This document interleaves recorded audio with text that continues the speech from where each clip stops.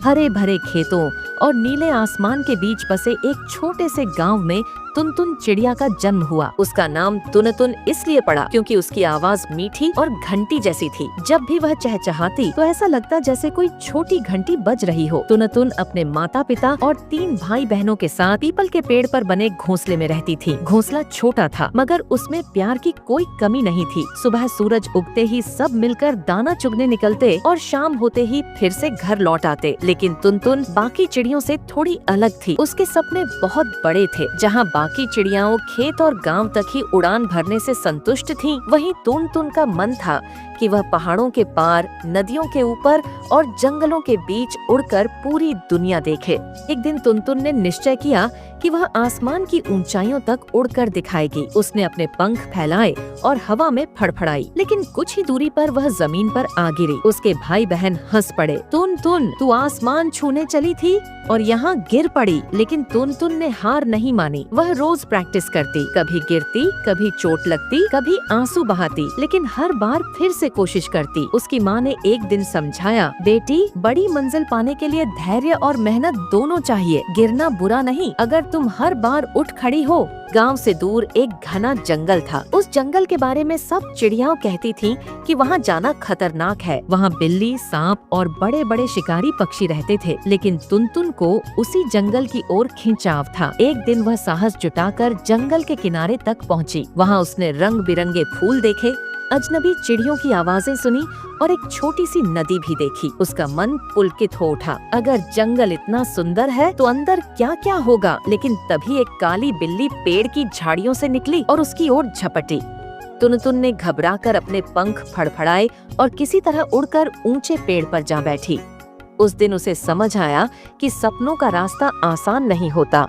जंगल में डर तो था, लेकिन वहाँ उसने कुछ नए दोस्त भी बनाए। एक तो था गुब्बू कबूतर, जो बहुत समझदार था। दूसरी थी चीकू गिलहरी, जो हमेशा हंसती रहती थी। और तीसरा था टुनटुन मैना, जो मीठा गाती थी। धीरे धीरे तुनतुन की मुलाकात और भी पक्षियों से हुई। उसने देखा कि हर कोई अपनी अपनी दुनिया में व्यस्त है। कोई दाना चुग रहा था, कोई घोंसला बना रहा था, कोई बच्चों को उड़ा रहा था। तुनतुन को लगा, अगर सब मिलकर एक दूसरे की मदद करें तो डर और मुश्किलें आसान हो सकती हैं। एक शाम अचानक आसमान में काले बादल छा गए। तेज आंधी चली, बिजली कड़की और बारिश शुरू हो गई। जंगल के कई पेड़ टूट गए, कई छोटे पक्षियों के घोंसले बह गए। तुनतुन का भी घोंसला हिलने लगा। तुनतुन ने तुरंत अपने भाई बहनों और दोस्तों को इकट्ठा किया। सबने मिलकर एक मजबूत डाल पर पत्तों और टहनियों से नया आश्रय बनाया। उसने छोटे छोटे बच्चों को पंखों से ढक लिया ताकि वे भीग न जाएं। जब तूफान थमा तो सबने तुनतुन की तारीफ की। अगर यह नन्ही चिड़िया हिम्मत न दिखाती तो पता नहीं हम सब का क्या होता।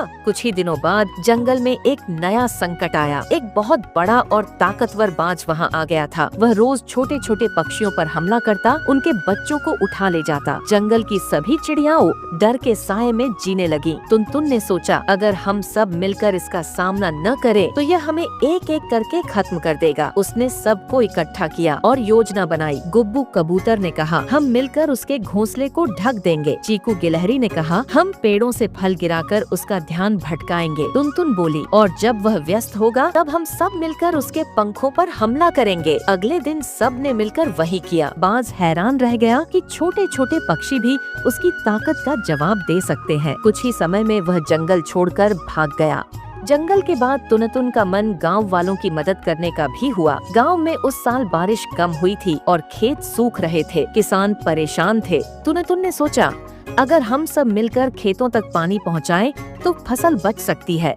उसने सब पक्षियों को बुलाया और कहा, हम नदी से छोटी छोटी डालियां और पत्ते लाएंगे, उनसे नहर का रास्ता बनाएंगे।